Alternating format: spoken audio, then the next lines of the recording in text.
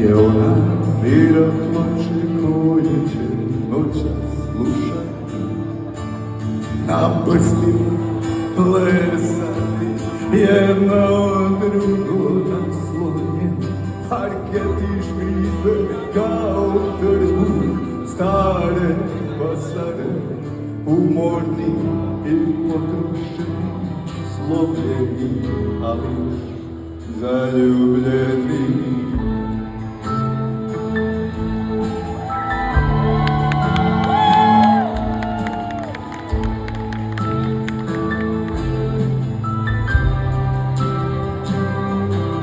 Parketi škripe kao stare pasare, umorni i potrošeni, slomljeni, ali još zaljubljeni.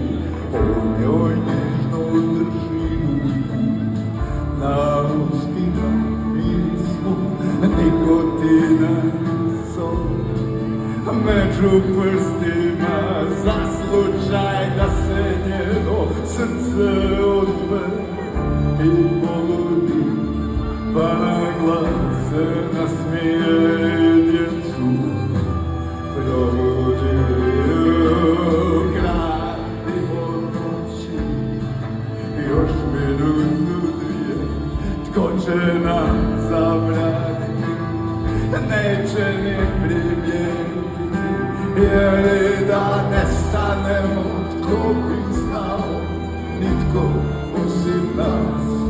Inja zvijezda u mraku sobe zaljubaš prije spavanja.